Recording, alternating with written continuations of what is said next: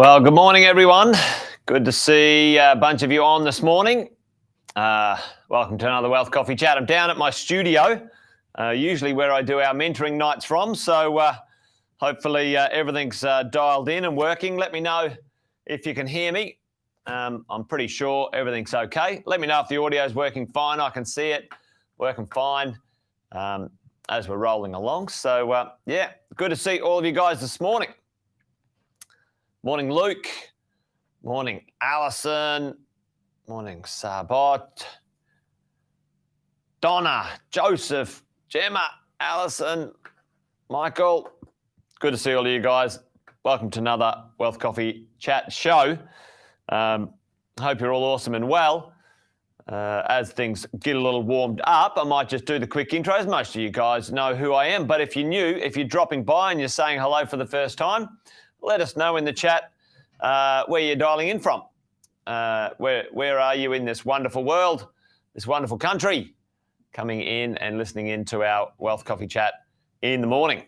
Been doing this for a while, and over the last 20 plus years as a property investor and property investment coach, been helping Aussies and New Zealanders make some sense of what's going on. Joseph, he's got his coffee and he's all the way from Sydney. Good to see you, mate. Zooming into the live this morning. And along the way, we've done a few things. You guys know, some of you do anyway, we've done many thousands of deals across Australia and New Zealand when it comes to property investing. And each day, we just maybe share a little bit of, pontifications, ideas, strategies, tactics, opinions when it comes to the world of property investing. So there you go. Hey, taxes. I'm going to talk a little bit about them this morning, and it's interesting. The Queensland government had a grotty little grab at, taking a bit of the dough from interstate investors by increasing land taxes, and the Premier has just come out and said, "No, that's it. We're not going to do that." Thankfully, I don't know. Did the Premier announce it, or did she throw her treasurer under the bus? Anyway, it's interesting, these politicians. Anyway, what is the largest expense we are exposed to? Ladies and gents, tell me.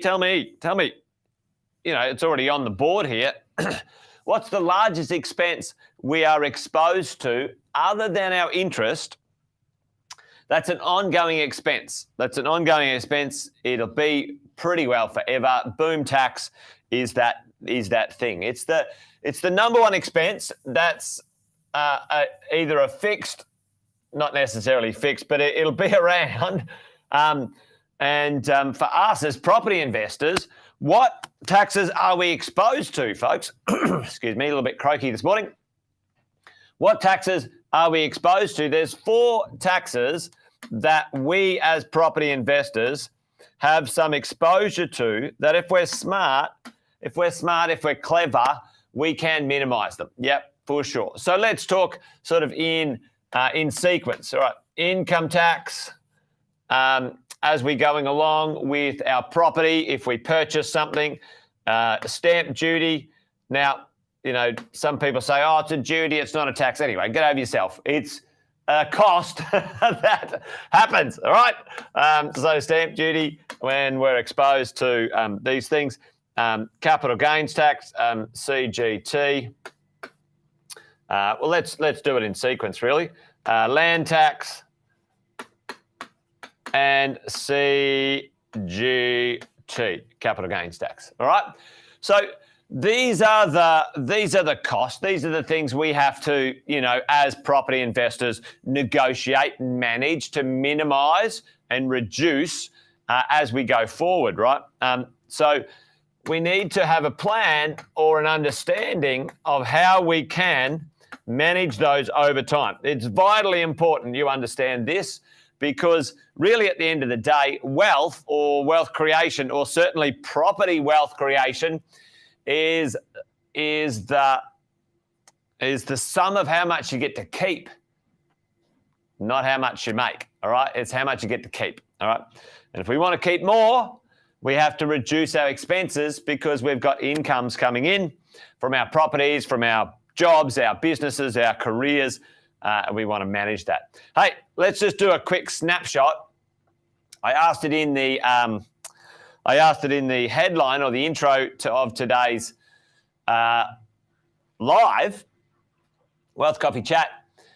Who pays the most tax? 3.6% of this population pay 31% of the taxes, all right, in this demographic. Anyone want to know, anyone want to have a look at maybe having a guess what, probably giving it away, to be honest. Yep. So let's have a quick look at, I saw a little article yesterday when it came to who pays what taxes in our tax system.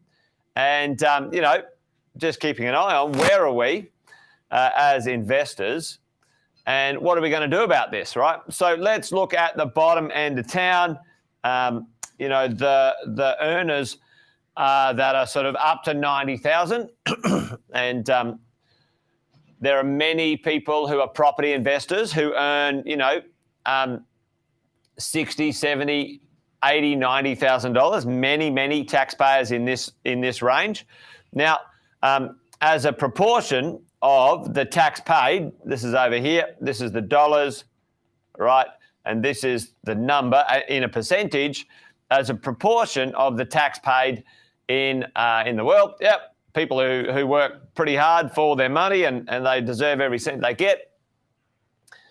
Let's have a look. It's pretty interesting to have a look at this. And you go, okay, well, 41% of the population pay or create, let's call it 30% of the taxes in that 37 to 9. Well, it's 18,000 to 90,000. I think there's a small percentage down there.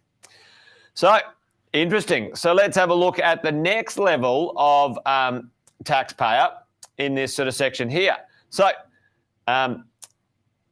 90,000 to 180. So this is kind of like sort of certain brackets, right? Pretty chunky.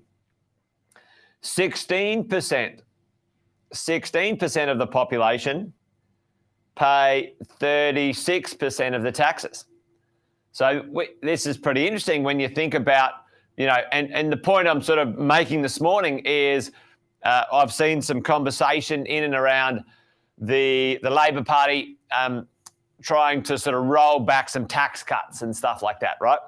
So, they're going back on their election commitments. Fancy that. No, what knock me over with a feather, Jason? The tax cuts that they got elected on and they promised that they wouldn't mess with, they're going to go back on. Yeah, I tell you what, if someone did that, if you bought a product, if you bought a car from a manufacturer and they said, yeah, no problem, here's my guarantee. There's a guarantee that, the thing's not going to break down. And then after you bought it, you were like, they were like, yeah, no, that guarantee, we're not going to do it anymore. What would happen? Tell me in the chat if you, in your job or your career or your business or your profession, if you had a commitment to a certain amount of quality, a certain delivery, what would happen if you went, yeah, I'll do that, and then afterwards you go, nah, I'm not going to do that anymore? What would happen? I mean, at the extreme, many professionals who basically lied and changed their mind would get in lots of trouble, right? Many people would lose their jobs. Like, it blows me away. Yeah, I'll call the ACCC. Exactly, Bob. Yeah, exactly. Yeah, we're not going to rate. Oh, mate, yeah, hello. Luke, hello to the NBN. You know what? How's that? Yeah, anyway, don't get me started on the NBN. Yeah, we pay all this money for the NBN, and you can just buy a 5G dongle now. My phone on 5G is faster than the NBN I can buy. Mind blowing, hey? Mind blowing. Anyway, there you go. Anyway, stay on track, Jason. Stay on track. Right. So, the Labor government's talking about changing taxes, and there's a little bit of a kind of a, I don't know, this. I'm not being political. I'm just this tall poppy. Rich people. Anyone who earns more money, they should pay more taxes. Rich people don't deserve this and that. Like there's this kind of like, anyway, it's a tall poppy thing in Australia. It's hideous, right? Hey Kate, who pays the most tax? Who pays the most tax as a percentage? Well, the 90,000. So this is mostly middle Australia. You think about it, and usually 90,000 to 80,000. Most families would end up in this kind of family income. This is middle Australia. This is where the most Aussies pay the most tax, right? Let's have a look at the top tax. Which way did I go? I was going the other way. Okay, there we go. And have a look at that. 3.6% of as number. Yep, that is true actually. Yep. Small business for sure. Small business. Yeah. Now, the increase in super for everyone, which is great for the individuals. Nothing wrong with getting more money in your super. Andy Fenton, I love it. The increase in super from 9.5 to 10.5, from 10.5 to 12%. Tell me, folks, that in itself, when it comes to the world of business, is a tax on the business. It goes into people's super, which they don't necessarily get any direct benefit from, and most people's supers don't end up as large balances in the end anyway. So all it's doing is making super management companies quite wealthy, and for the most part, it's not necessarily benefiting anyone. Anyway, don't get me started on that, Fenton. All right, so here we go. A small percentage of the population paying large amounts of tax. That's the way it is right here, right now in our world of the Australian tax system, right? So what are we going to do about it? What will we do about it, ladies and gents? Well, this is what we can do about it, right? Over here, let's talk about a couple of these. Land tax. Let's do it in sequence. That's probably better. Income tax. What can we do as property investors? How do we produce or reduce our income tax as property investors? What's the number one tool here when it comes to reducing our taxes? I had a conversation with a couple yesterday, quite professional, earning quite a lot of money, they don't need to buy positive cash flow properties to replace their income. They're happy in their careers. They produce excellent income in their careers. So real estate has some tax deductions through a process called depreciation. So tell me, in the chat right now, deductions, absolutely, Bob. And deductions as a property investor, in the words of, or in the version of what we like to see is a non-cash loss, a paper loss for deductions, right? So there's two parts to real estate. Chuck it in the chat if you know what they are. Two pieces to real estate. One piece is the land. Okay, one piece is the land. The other piece is the building. The building. Two pieces to real estate. One piece is the land and the other piece is the building. By and large, once you have purchased the property, the land values tend to go up. So the land values increase, right? And then the building itself, because now the building starts to age, the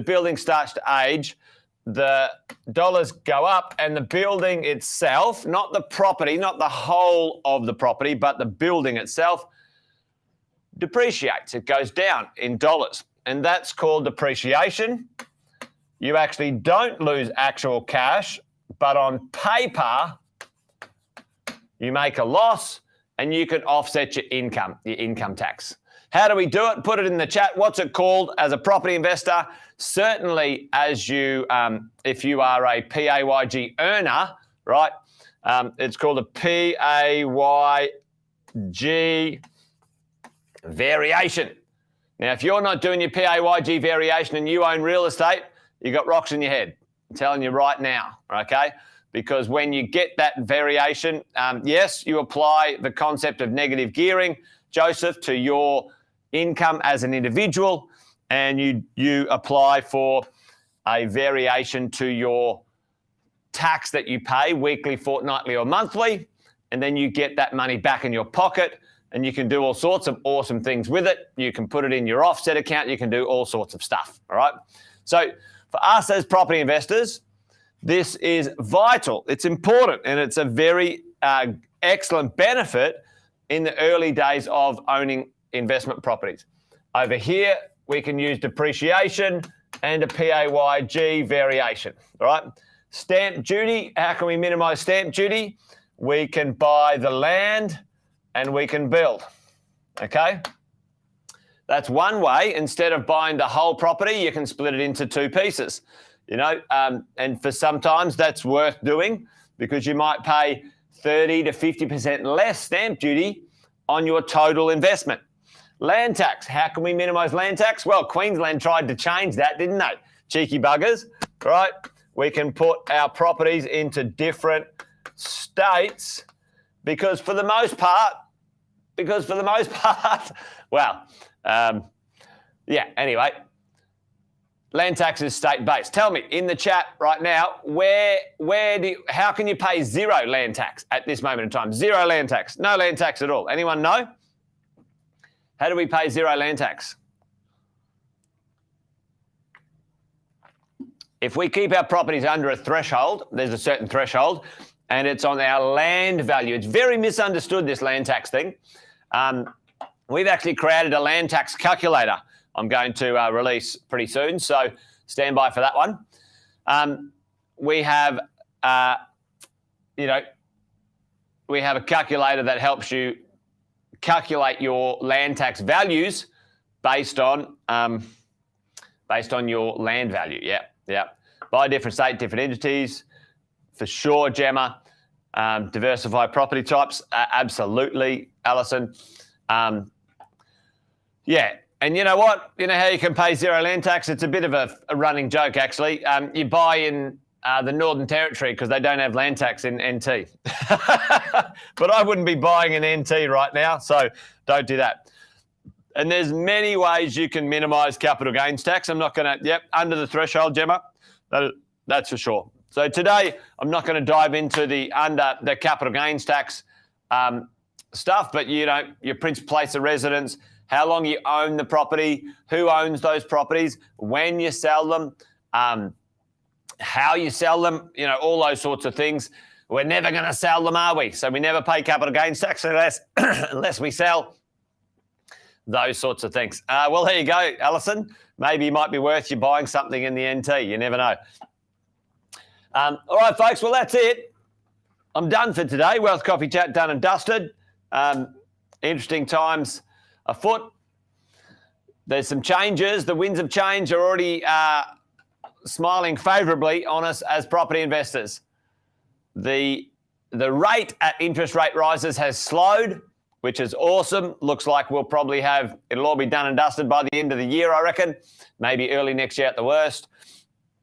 That land tax malarkey and rubbish in Queensland is gone. So we don't have to worry about that. And to be honest, shiver me timbers. It's a fantastic time to purchase a piece of real estate, folks. There is some awesome things looking up on the future, on the horizon for us all. Lending never stops being tricky. Lending never stops being tricky. Nothing new. So if you can get the loan and it's part of your strategy, it's a great time to be involved. All right, that's it from me, folks. Wealth Coffee Chat done and dusted. You guys be awesome and well. Join me tomorrow for another one, around about this time, 8:10 Queensland, 9:10 Victoria and New South Wales, and the rest of you can work it out. All right, folks, good to see you. Take care. Be well. Remember, buy well, never sell. This thing's a marathon, not a sprint. Take care. Bye for now.